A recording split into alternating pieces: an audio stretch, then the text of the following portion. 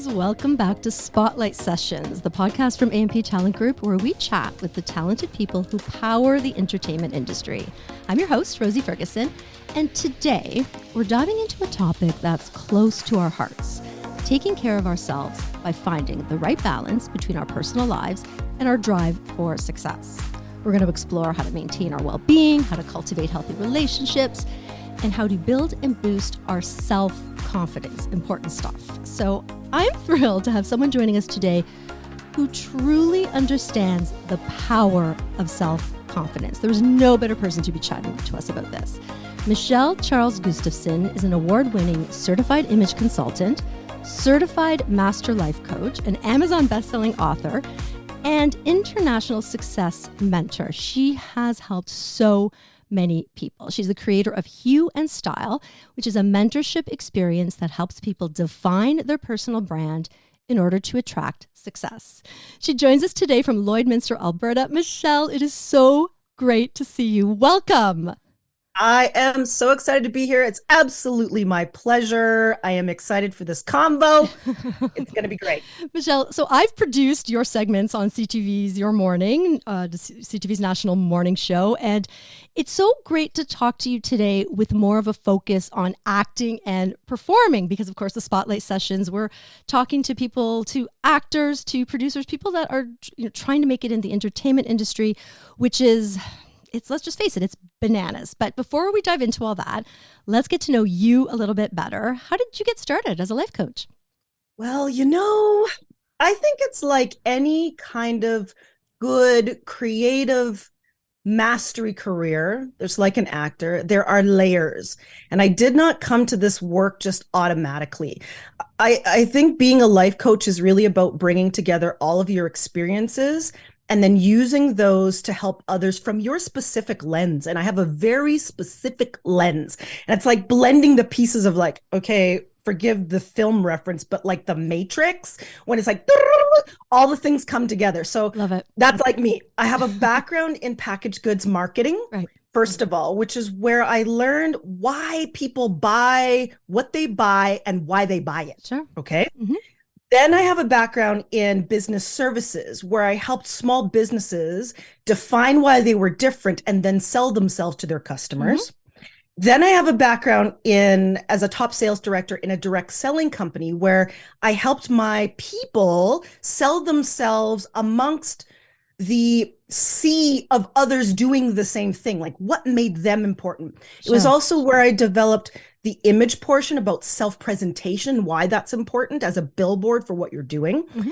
Then I was a customer service manager who dealt with dealing with difficult people and how to communicate clearly. I became an image consultant using all of those things, which means it's about personal branding, but really from the inside out. And now as an image consultant, not just what I always say, a typical stylist, which is what most people think I am. Of course, right. It's more about, clothes are important, but it's about more than clothes. Exactly, which we'll talk about, is that mindset that goes along with finding success. And that the thing that makes it go is when you actually see yourself differently first, and then you start to make a different change in your life. And that's when I developed my series of permanently practical frameworks that helps people see themselves differently, literally every day they get dressed, and then turn that lens of like truth and self-worth into how they make decisions around everything in their life. And to be so connected to themselves that literally, even in your industry, that no criticism will shake how they walk in the thing that they do. Wow. Yeah, you get shook.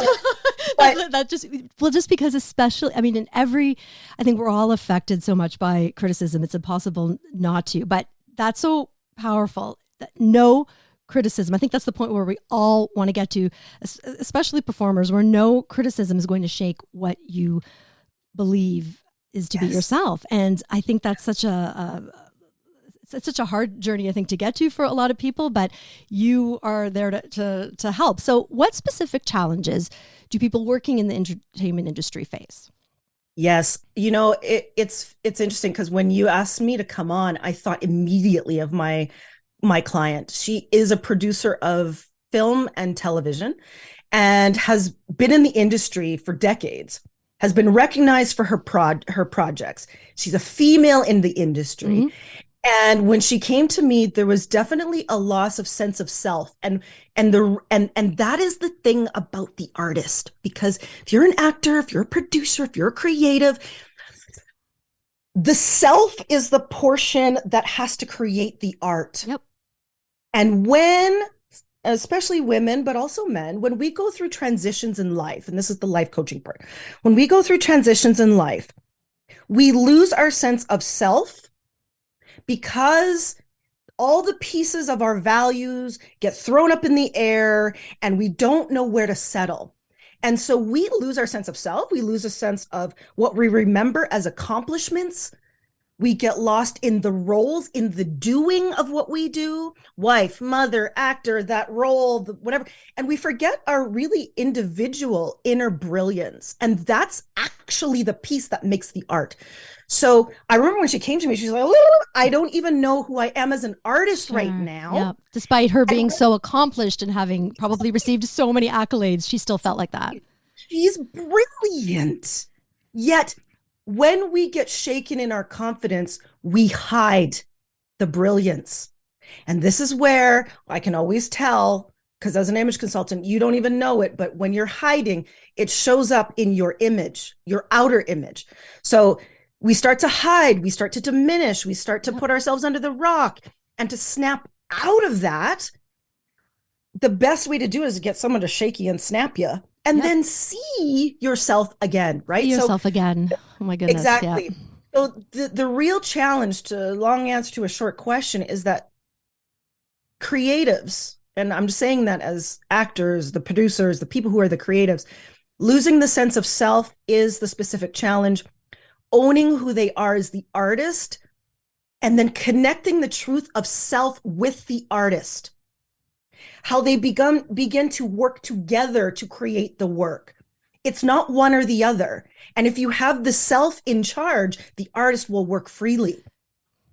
So if you need that sense of self to create your art, to know yourself and to feel that, to put out there what is you, how do you deal with rejection? You know, as an actor, it's no over and over and over and over and over. How do you not let that sort of start to chip away at what you may know is yourself, what you may know is the person that you are, but hearing no so much can be really make you want to hide, right? It's total defeating. It is the very first thing that I do when I work with a client. It is setting the compass. And this has to do with an inner compass, which then becomes your personal branding compass. Okay. And that is really owning your value and yourself. I call it the confidence compass. Mm-hmm. So in my book, Show Up Confident, I talk about the 4 pieces of the confidence compass: gift, talent, values, virtues. Okay. You will have specific definition on each of those. A gift and a talent are things that people can't take away from you, not even the casting director. Your gift may be, the gift is something you've always owned, that when you were using it, you were happiest, you felt the best, you're like, this is my thing. The talents are the things you've developed over time. And so those are the things you're taking into the audition, you're taking into the project. Your virtues and your values are things that play in the background. They're the train tracks of how you're going to live your life. Those are also things that don't belong to anyone else outside yourself. When you set this compass, and then around that compass, you set what I call a meaningful outcome, which is really your purpose. It's what you're using of that compass to bring happiness to others, to foster confidence outside yourself, to bring experience to others.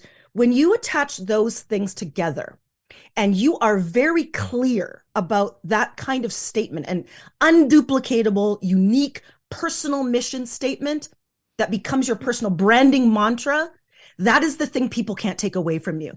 And even if the casting director says, I'm sorry, it's a no, It's a pass, don't think so this time, you will always be able to boil down, yeah, okay, that might be the case, but it must not fit my definition of what I bring to the table. So it always becomes about you. And do we hear no all the time? Absolutely. And not just, performers. It applies to anybody in the industry, like your client who's a producer. It's hearing no on anything can, I think, rattle your internal compass. No, even if you know where that compass is, and maybe you don't. So if you have a client that perhaps doesn't have their personal mission statement, because when you said that seems to be something that I think we should all probably have. It seems to be something that we should all think about if we haven't. And if we don't have our personal mission statement, if we don't have our compass, if maybe we know we have talent and we know where we want to go, how do you help your client? How would you help somebody sort of grapple with that and pull it in and focus on what is me? Like, what am I? Yes. People need to get people. Okay. So the very first thing you said that I have to draw a distinction around, a circle around, is you said that seems like something people need to have. I'm thinking I should have that. I'm thinking about myself, but yes. Yes. Everybody needs a reason why they're here. Right. Because this personal mission statement, is not about your acting career. This is about you as a person and why you are of value to the planet while you stand here. And done properly, I'm smiling because my clients know that I say this all the time. Done properly, your SW, we call it the so what factor, the so what, why someone picks you. Your so what factor will be an umbrella for your entire life. It'll be who you pick as a partner, the job you go for, all of it, right? But if you want a mini version of this and like, how do I start? I talk about meaningful outcome and show up confident, and it has 4 pieces. Okay. It has the thing that creates happiness in your life. That's what a meaningful outcome should do. It should produce a lasting transformation in others in some way. It should foster confidence in yourself and others, and it should help yourself and others find joy. Right. So, it's a good reminder, finding joy. Like that's, I think, something, having fun and being fulfilled and being happy is something we have to remember in all of this. So that's yes. And how you get to those things is having a good old conversation with yourself. And you're like, I know the eyes are rolling. Stop, people listening. Stop. Yes, I'm going to say it. I love it. Because I'm the professional. She's saying it. Yeah, she's going there. I'm saying it. You need to talk to yourself. So the best way to talk to yourself is to have a conversation with yourself. So yes, I'm saying it. You need to journal. Now people are eye rolling. Is she going to say journal again? Yes, I am. Okay. I wish it wasn't like that, but like, why do we roll our eyes at something like that about talking to ourselves, writing to ourselves? Why? I'll tell you why. Okay. I'll tell you why. People resist it because they're afraid to talk to themselves. Yeah. They're afraid to have the conversation with themselves because the truth is actually in those conversations. I give a seminar about journaling, and I say, I liken it to going to a party. And when you go to a party, there's people all around, right? This is a cool party. This is great. Cool. And you're at the door, and on the other side of the room, there's a sofa. And you're making your way through this party, and everybody's jostling around and stuff. And on the other side of the room, you just see someone sitting on that sofa by themselves. And you make your way through the party and the loudness of the thing, and you sit down and you ask her, how are you enjoying this party? Mm-hmm. And she doesn't feel like she wants to talk to you. But after a couple of minutes of asking a few more questions, she opens up. Right. And all of a sudden, the noise of the party quiets down because now you're having a really cool conversation with this person. And you're listening to them. Yeah. She's you. Oh, my goodness. She's you. Wow. And the problem is, especially with creatives, is you get lost in the noise of the party. There's so much noise and so many people talking. It's very, very easy to happen. And your industry in particular is especially loud. Okay. Mm-hmm. There's all sorts of fanfare. There's all sorts of what you should do, what you could do, who you need to meet, the circles you got to be in. Because my client told me all about it. I had to learn about the entertainment industry, and now I see that it is a very specific kind of way that you make it. A lot of it is not only luck, but it's a lot of who you know. You have to use your voice. You have to be talking. You have to be personal branding so they remember you. If you are not remembered in a circle, you are done in the industry, Sure. which means you have to be able to know yourself at the party in the corner while you understand the people in the room. And most of you are wandering around the room and ignoring who's in the corner. So when it comes to branding, to putting yourself out there, when it comes to being the person that walks into that party and doesn't get lost in all the noise, what are the things that we're doing wrong? What are the things that you see people do wrong? Because we all know that it's important. We have to think about our brand when we're trying to be an actor, when we're trying to book roles. We have to think about it. So what do you see as people doing wrong? I think that people are very focused on what they think others need to see from them before they see what they want to show. So because of my packaged goods marketing, I'm like, okay, so if you think about Nike, okay, so Nike marketing folks sat around in a room and they're sitting around, they're going, okay, what do we want the people to know about this brand? Mm-hmm. What do we want them to know?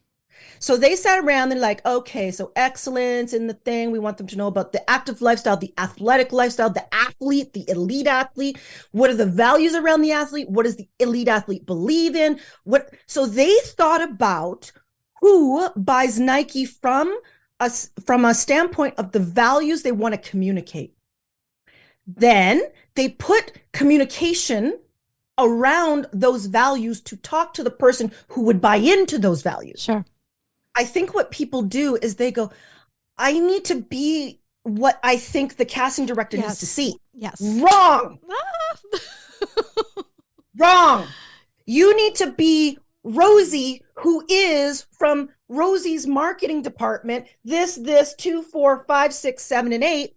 Walk into the audition being, I am these 8. Yes. And this is what I stand for. And this is how my personal brand is. This is my meaningful outcome. These are my definitions of success. These are the values that I roll with. And I'm bringing all of that to this audition as I read these pages, and you hear it come through the delivery. And then they will make a decision on the brand based on what they are looking for the role. And so that at that point has nothing to do with you, which is why you have the power back. Oh my goodness. And then if you do hear, no, you do believe, it doesn't have to do with you. And it has nothing to do with you, which means you walk out of the room, well, cool, it was a pass, but I'm still me on these 8 things. And I deliver still what I deliver, and I am good. And then you haven't lost your confidence, which is what it's all about. If anything, you've made a choice, and that's empowering. Now you understand what I do. Oh, Michelle, you're amazing. So you're amazing. When it comes, thank you. So when Michelle and I are on Zoom right now, and I just wish you could all see her unbelievable smile. Like if there was a person whose warmth and energy literally is coming through the screen, it is happening right now. So I hope you guys are all getting it through the microphone, because you are your energy is just incredible. Well, and I think it is because I'm just really passionate about what I do. Yep. And about having people understand the power that they actually have. The power is not in the person making the decision over there behind the table, putting an X by your name. Yeah. The power is in you to go like, no, this is part of the journey. And then the thing is so I think of my client, because what happens is once you start to own this power where you're like, all right, so first of all, because image is like not just, because that's the thing, image isn't style. It's all the ways someone experiences you. So it starts on the inside with that definition, and then it comes to your appearance as you come to the audition, and then you take the head, even in your headshots, it's all image. Yes. And so And then it's the behavior, it's the communication, it's how you communicate everything, including, and people don't really realize this, but I talk about the ABCs and then the D's and the E's of image. Okay. And you'll hear other image consultants talk about ABC. So appearance, behavior, communication. So those are the things you're using for people to build trust immediately, buy into you, build rapport, all of those things. But the D and the E is really important. D is like your digital presence, which we all need to have. But the E is the thing that people don't realize that they need. What is E? And that actually, what is E? Dying to know. That is actually the thing that the casting director sees when you take one toenail into that room. And it is your esteem wellness. Oh my goodness. They see what you exude as soon as you walk in. Esteem wellness. I love that. That's your confidence. It's how you feel about yourself. Your confidence isn't one thing. See, people go, well, I wish I had confidence. Like it's one thing. Yep. It is not one thing. Confidence is actually made up of 14 different things. It's how you think about yourself. It's how you feel about yourself. It's how you see yourself in community. It's how you see yourself against others. It's how you perceive your value. There's a whole study, which I won't get into, but there's 14 pieces of it. And you exude it in the first 1/10 of a second that they see you. Because that's your first impression, folks. Remember the olden days where they say, first impression is 7 seconds. Wrong. It's way less than that. Yeah. Well, and the internet changed that. Of course. And even because I keep up on the studies. So, like even when I started taking my business online, so I work with clients all over, that was probably in around 2014, when everybody was really starting to get this internet thing going on. And the first impression went from 7 seconds to 3. And I started talking about 3 seconds. And then it changed again. It's even less. 1/10 of a second. That's that. Sure, because with all these social media platforms, you look at Instagram in 1 second and you get a sense of what somebody is. Something, exactly. Maybe their brand. In that 1/10, I just need y'all to know that they are making upwards of 11 judgments of you in that tiny little amount of time. 11 judgments of you. 11 education, level of success, trustworthiness, credibility, knowledge, orientation, all of them. So that speaks to really how important your presence and branding is. It is, because in that 10th, they got a sense, and then studies showed that they're quick to judge, slow to change. So whatever they got first is it. And in that so going to A, B, C, D, E, so appearance, that's why 93%, hello, get your appearance together. Exactly. But the appearance has to be aligned with all of the other things, including the E, the esteem wellness. Sure. So it is but it's the presence that you walk into that room with. When you said it's your smile, Michelle, across the thing, can you feel the energy? They can. Yeah. Because that's my esteem wellness. It's around you.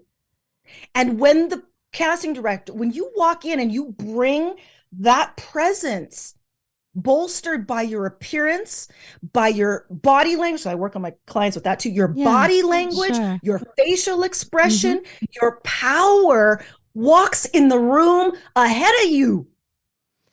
Then they wonder, who is this? We're intrigued.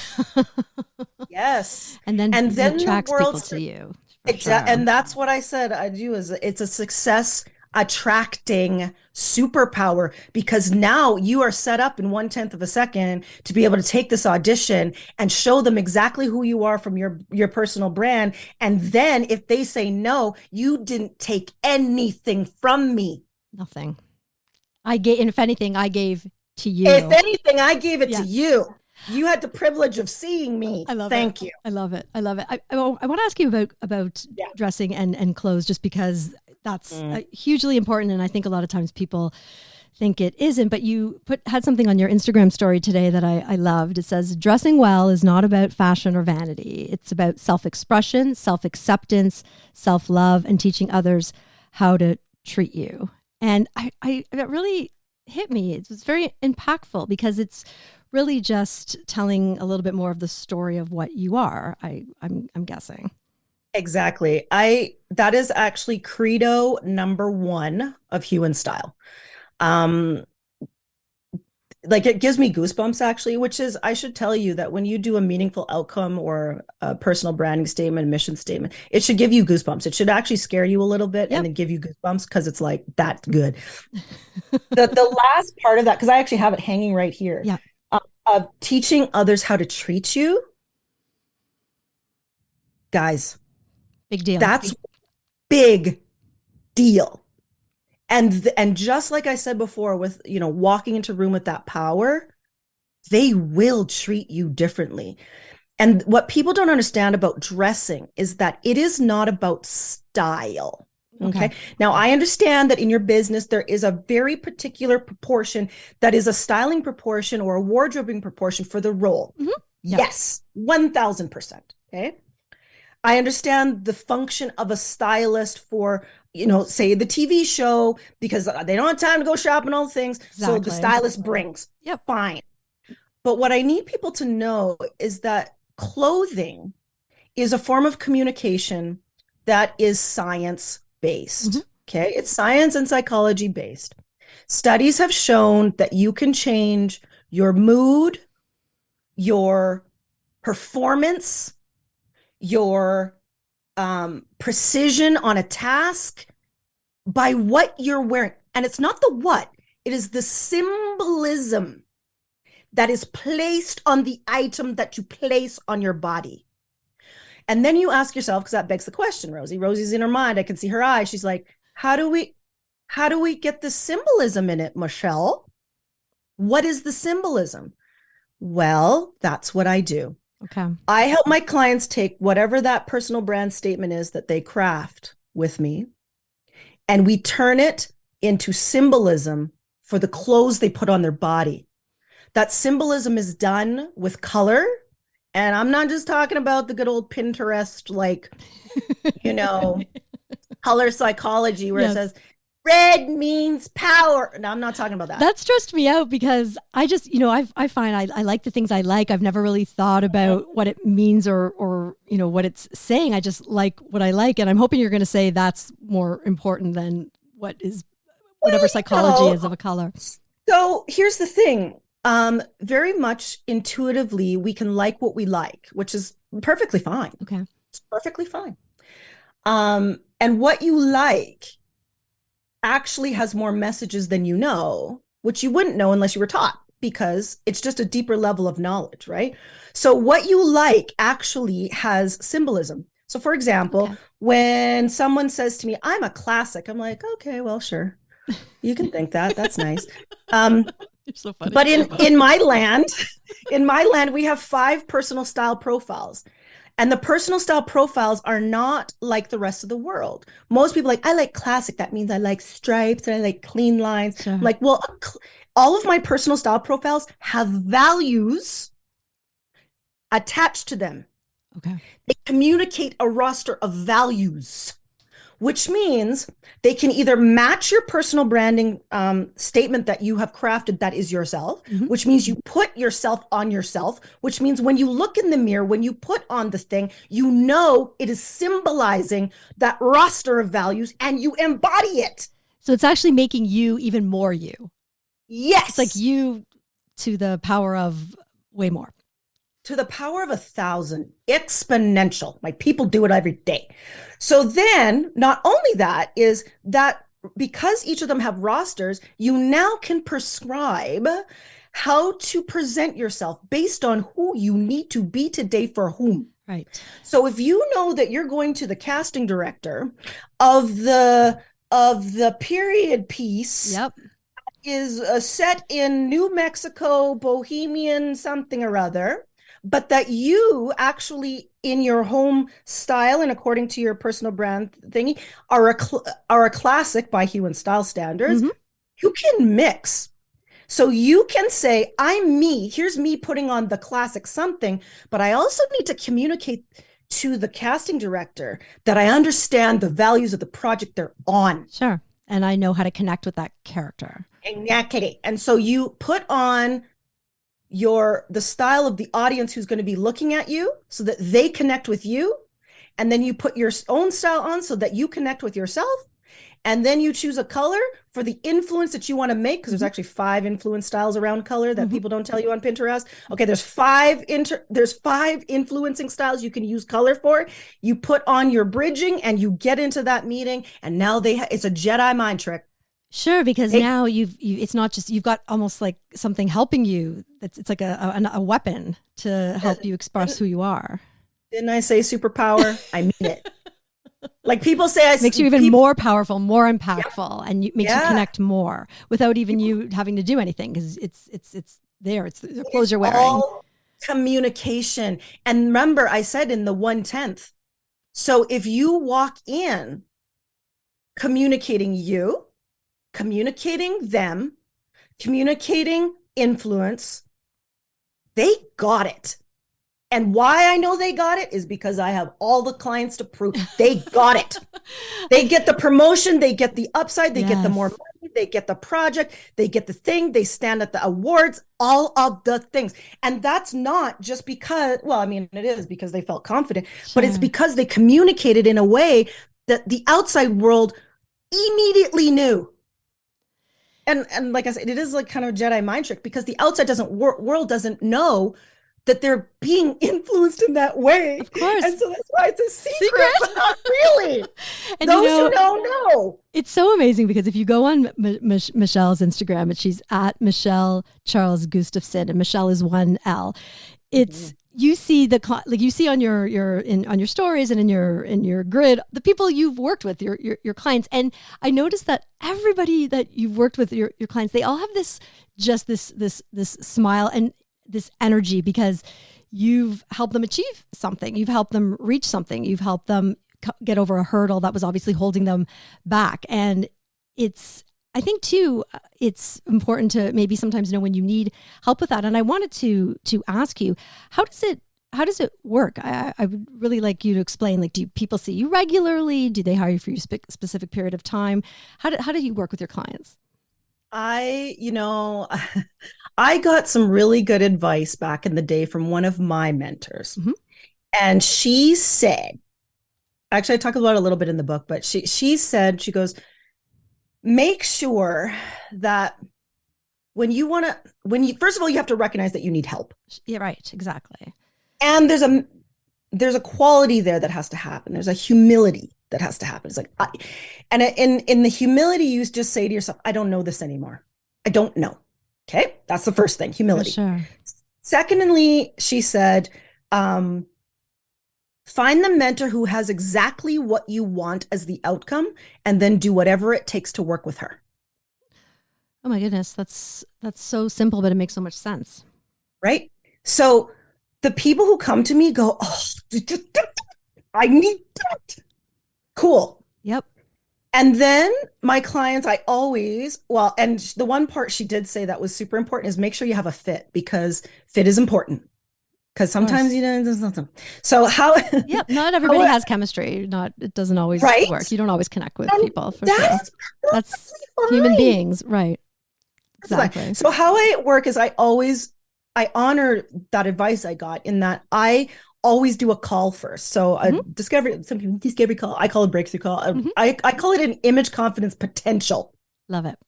Because I want to know the potential. My only job on that call is to listen to your goals, listen to where you want to be, and I'm listening for the confidence roadblock.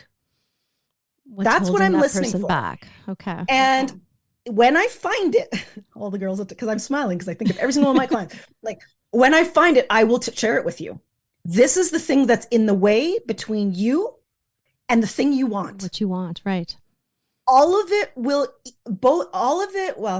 they will all be image-based in some way, meaning how you think about yourself, esteem, wellness in some way. There is a confidence tape that is there, that is running, that is causing you not to show up. My only job on that call is to find it, pull it out, and deliver it back to you. And do you find, is it hard to find? Can you always find it? Can you always see what's making somebody blocking someone? Oh my gosh. I always find it. Even if I choose not to invite her into my program, I always find it because that's my job on the call. Right. So I give that to you on the call. And then if we have a fit, I invite my clients to work with me. So I invite them into what I call Mastering Image Confidence. And it's a 6-week program. And we go through all the things you thought you didn't know about what your image is. It is centered around building an image where you first see yourself and then you put that on the outside. That's why they all look so good. Right. So, and I always say, it is transforming your confidence, heart and mind, head to toe, because you will start with the heart. You'll go, yeah, that makes sense in your mind, but then it'll be a head to toe because it's my job to put it on the outside. Right. Of course. Right. Which is why I'm not just like a life coach, because a life coach will tell you like how we work with the inside and all that. No. My job is to put it on the outside so that you can walk into that room. Okay. So we get it so that you can put it on the outside so you can walk into that room. And in the meanwhile, through my process, you will learn the life lessons that will turn off that tape I found for you on the call. Right.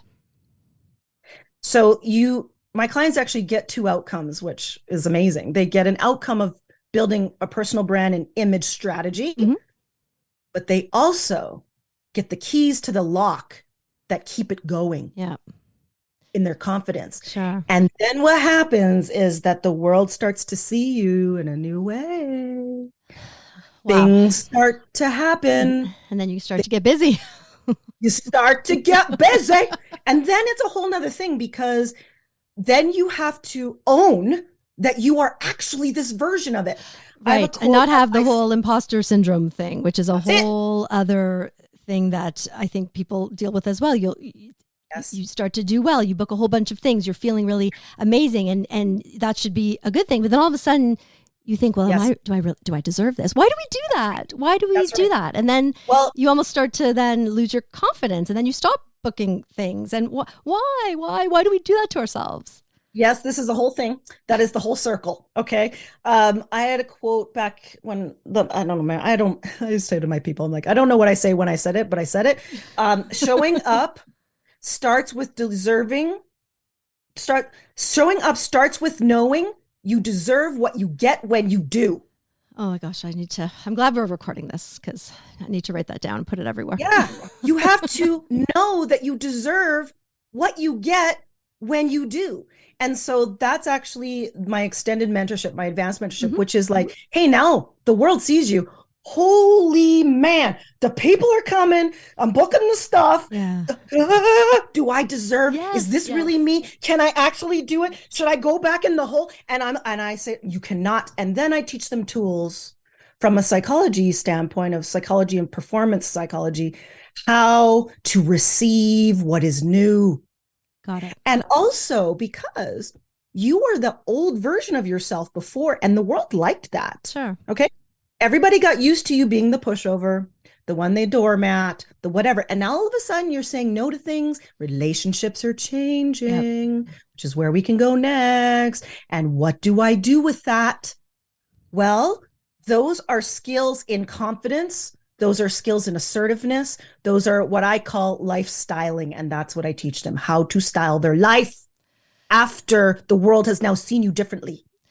So then, yes, let's talk about relationships and balance and self-care. It's self-care, so important, taking care of yourself, especially in an industry where you're not necessarily, your well-being isn't perhaps prioritized as much.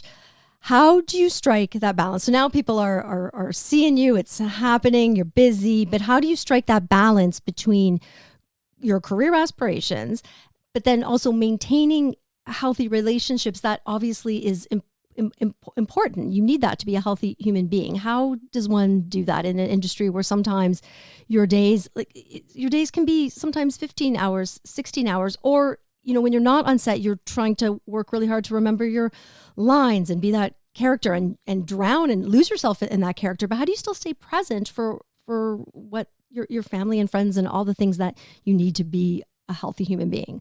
Yeah. It starts with what I talked about at the beginning, which is integrating that self and the artist. Okay. So the job of the actor is being an artist, right? But you are yourself. So it is having a very specific, defined, permanently practical way to connect to you first. Okay. You are you in your life first. And disappearing into a role is the job, Right. but being you is you first. So having that conversation with yourself, defining what life is as you is important. So that whole meaningful outcome, definition of success, so what factor, like what makes me happy, parts of joy, all of that, me. Okay. So that's the work to start with. And then it becomes maintaining that through doing the work. Okay. So things I recommend, obviously journaling, yes, yes, yes. And did you know that even, I mean, you're eye rolling, but journaling itself, whether you're starting, deepening, or restarting that conversation with yourself, is a gratitude. By virtue of doing it, it is a gratitude, which boosts serotonin, hello, brain chemical, Sure. for good moods. And good moods and good health. I Good presume. moods, good health. Like everybody's talking about, brain chemicals these days, all the things. Yes. Serotonin that's the one that makes you feel good. And Sure. it may feel like a burden to start it, but then I would ask a different question as the life coach. I'm like, why are you resisting? Mm-hmm. Because you're resisting for a different reason. It's not because you don't want to feel good. It's because you're afraid of what it's going to say down there. Anyways, so journaling is serotonin. Next in your day, the thing is too, like the self-care portion is that people think self-care has to be like an hours and hours and hours and long. No. I'm saying 7 minutes, people. Do these 3 things over 7 minutes. You're going to be better. Okay. So you're going to journal for like 2 or 3, maybe about something you're grateful for. Maybe it's trite, but it works. Okay. Something you're grateful for. Even if it's on set while you're taking the break, eating that muffin. Okay. Like I'm grateful for the fact that I even have this job. Yay. Yes. Okay. Yes. So you keep that little notebook, you write it down, you drink half your water bottle because hydration. It's so important. Okay. Like we can go without food, but not water. No. Seriously, drink half your water bottle while you're writing your thing down. Yes. And you can even just like email it to yourself, right? I mean, that's because I'm always emailing myself stuff. I tell my clients, I'm like, this doesn't have to be some kind of like, no, I love a good pen and paper. I like a Moleskine. I have some favorite pens. You go on Instagram, you're going to see me talking about them. Okay, doesn't matter. But it can be literally your notes app. Like if you can start your notes app, you do a little gratitude, #gratitude, and they'll all start to archive themselves. Very cool. Do it that way if you want to. And then whatever. That's a journal. That's journaling. It's journaling. It's fine. Yeah. It's fine. It's just the conversation with yourself that is important. I also bring up the fact that like journaling doesn't have to be writing. It could be drawing. My kid she's a sketchbook after sketchbook after sketchbook. So if you doodle, that's also a form of journaling, folks. Oh, that's a really interesting point. It's not necessarily writing. Yes. It doesn't have to be writing 10 million things. Anyways. Okay. So we've journaled. We've taken the 2 minutes. We drank half the water bottle. And the next thing you do is for dopamine, for pleasure and reward, and for endorphins, for bringing down your stress levels. You're going to stick your headphones on because we all have them. Be clear. You're going to take your iPhone or Android. And you're going to put your best song on. Music. Yes. Oh my gosh. We're going to move around the green room. Hell, you can't see me, folks, but I was doing a dance move. You're going to move around the room in your body. Oh, see, that's such a good reminder, I think. Guys, change your state. Yes. Change your state. And nothing releases serotonin like songs you love. Get your favorite song on at the moment and literally dance around. And I don't mean trying to dance. I mean move some arms, move some legs. Okay? Mm-hmm. Dopamine for pleasure and reward. Yes, I got this role. I'm in it. Dun, dun, dun, dun. Okay. And then endorphins bring down the stress. So when you are just having the nerves, listen, we all have the nerves. Oh my God. Yes, this is the biggest stage I've ever been on. This is the biggest role I've ever done. This is the biggest everything. Okay.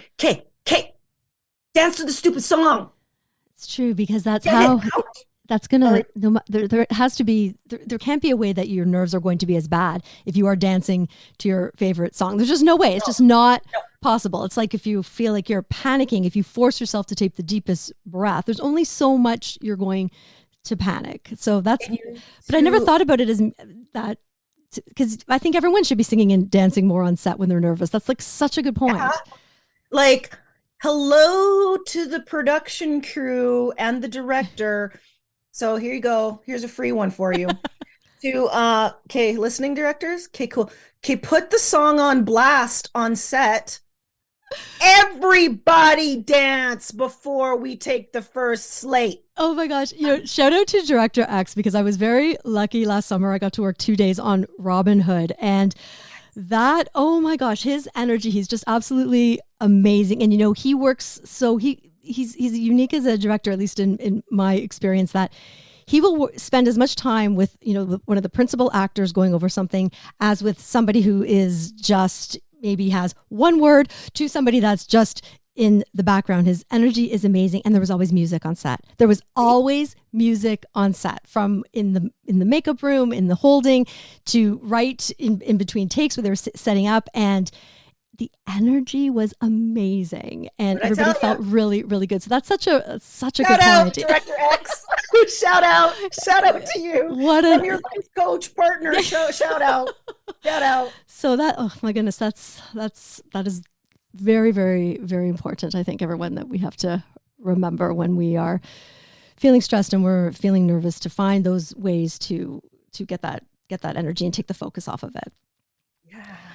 Michele, I wanted to ask you, so earlier in this series, we spoke to a casting director. We spoke to some amazing, amazing people. And one of the casting directors we spoke to was Jesse Griffiths. And he has a monthly workshop that he does specifically for aspiring actors in the BIPOC community. He does it so that they have a space where that they can thrive, they can ask questions. What do you feel is some of the extra hurdles that you help people with that are in the BIPOC community? What could you tell us about that? There are extra hurdles. Sure. And the extra hurdles come from a heightened sensitivity to owning self-worth. Mm-hmm. I talk about, in my book, a pyramid of life lessons. The bottom of the pyramid is self-worth, and then there's courage, and then compassion, and then discipline. And whatever you are trying to do in life, you have to learn the lesson in yourself about self-worth first. Can't get to discipline, which is where everybody wants to get to. I got to do the craft. I got to get the job. Right. They're always running to discipline, but you can't get there until you learn the lesson of self-worth at the bottom. And BIPOC, my people, listen. We have a heightened sensitivity to, am I worthy of this? It's years of these microaggressions, years of being passed over. And the years of being passed over, it gets internalized to, I call it chronic imposter syndrome. Like, there's this like imposter syndrome because you did a good job and you got up there, and that's cool. But this is chronic. Sure. And it's generational. And it's why am I here? Do I belong here? Do they even really want me here? Now that I'm here, are they not seeing me because it's me? Because, oh my God, like, it's all these things. And especially for BIPOC individuals, to do self-worth work, self-confidence work while they hone their craft, is essential. Got it. So you'll be going to the acting classes, which is the discipline portion. Cool. The doing. You need the stuff below. Sure, you need the skills and the training. You need the skills of that self-worth and the once you start to build self-worth, you start to have more courage, which then you have more compassion for the outside world. Yes. And instead of the outside world being adversarial to you and you seeing it that way, you start to see it as, oh, maybe they just don't know. Or, oh, maybe I got to give myself more self-compassion to know, you know what, maybe this is just my lens. But like, all of those things have to get put into perspective for you. Okay. Before the discipline of power in the thing shows up. And, you know, I mean, I know that the world is opening up to melanated Mm-hmm. voices. You know, we want to hear from your perspective. But it kind of goes back to what I said is that about deserving what you get when you show up. You have to believe that you deserve it when you get there. So seek places where you're not just doing the head learning of the craft, but you're doing the confidence work that will keep you from having the industry, the craft, and even your own beliefs about who you are chip away. Because look, as Black people, I think of my growing up, and it's like there's always the tapes. You have to be twice as good to be Yes. as good. Yeah. They're never going to see. So those tapes that's never going away. Sure. That's going to repeat in your head no matter what. It's going to Yeah. repeat until you learn to turn down the volume of that tape. The tape never goes away. Okay. And that tape is chronic in BIPOC people. So you've got to turn the tape down and then have actual confidence skills that keep the tape down while you work on the craft. Got it. So you're doing two things at once. And not that other people don't have to do that too, because I have all shades and tones of my clients, and Sure. they all work on all of those together. But BIPOC family, it's chronic. You have to be extra vigilant. Such wise words, Michele. And I have to ask you, and it doesn't even seem possible, but do you ever feel less than confident? And if that ever happens, what do you do? Yes, is the answer. Okay. I do. I do when the game changes. I see. The level's up. The level goes up. And the thing about it is whenever, okay, if you are walking a confidence journey, part of the journey is being able to see yourself at 30,000 feet at all times. Mm-hmm. Meaning you are seeing yourself live your life. Okay, I changed that belief. Oh, I see myself doing that. Ooh, that's an old pattern. Like that being able, self-awareness to be able to see it is part of the muscle. It's like the tendon of confidence, right? If confidence is the muscle, it's the tendon, that awareness, the thing that allows it to work. Got it. So I do when the game levels up, it's usually when my voice is given a bigger audience, sure, when it's wider, when it goes further than before, when I haven't done that before.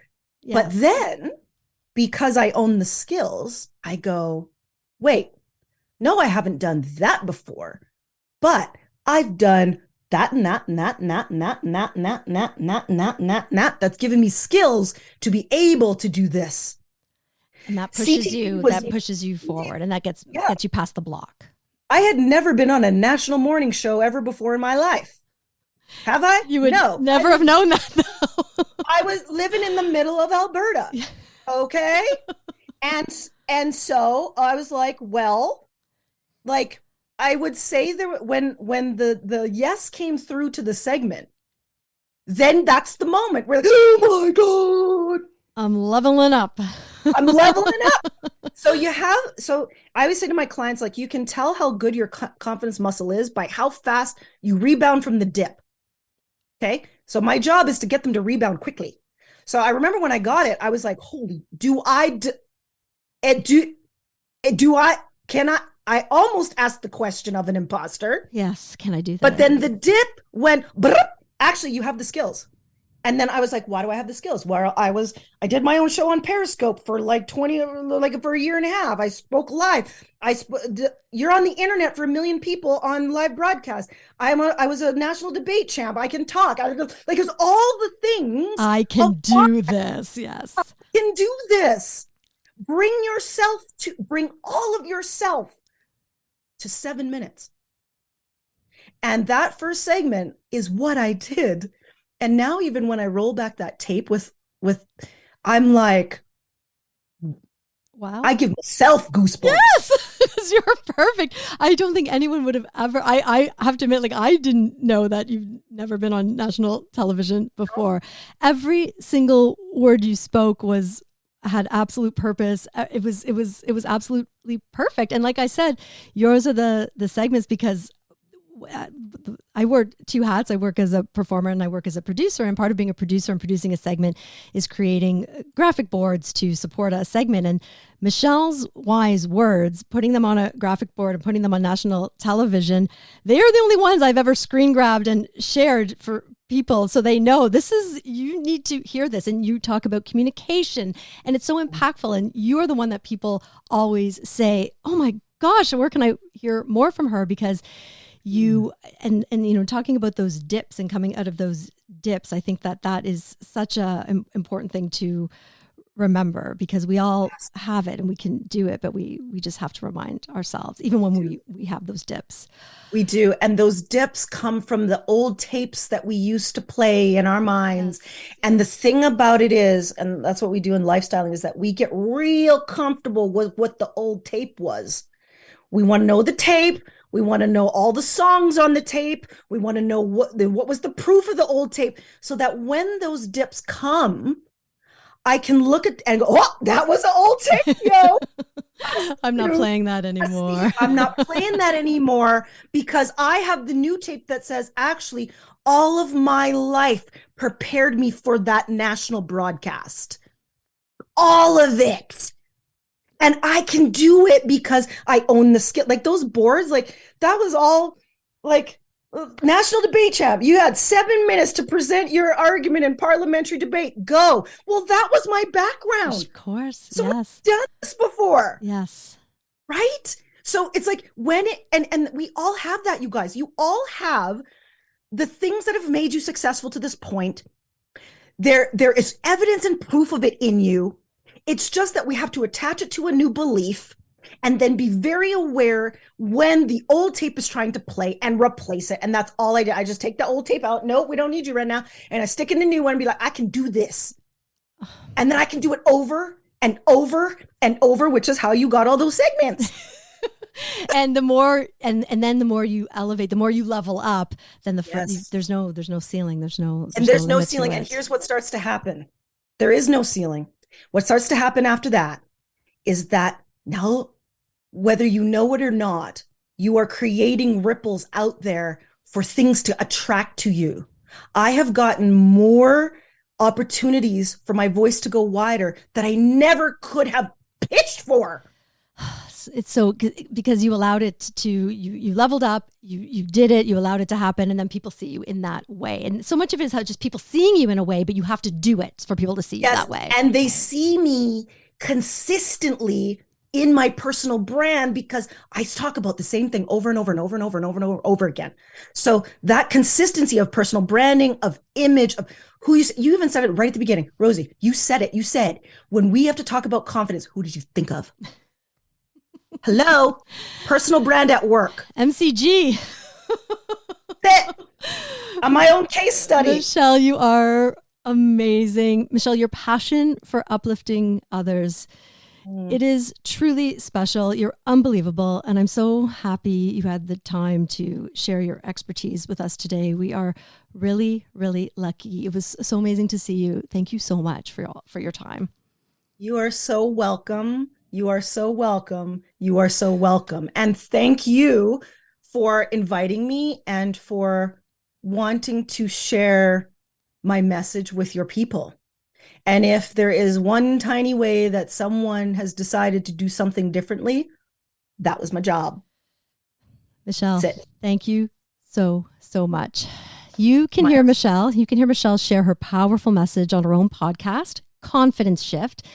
And she is also the author of 2 books, a heartwarming children's book titled Angel in Your Heart, and her latest release, the Amazon bestseller, Show Up Confident.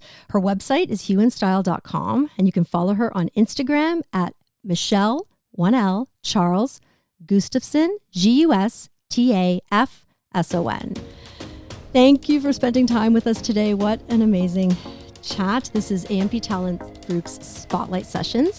Join us next time where we're going to talk about the importance of networking, how to make those important connections that can move our careers forward. I'm Rosie Ferguson. Bye for now.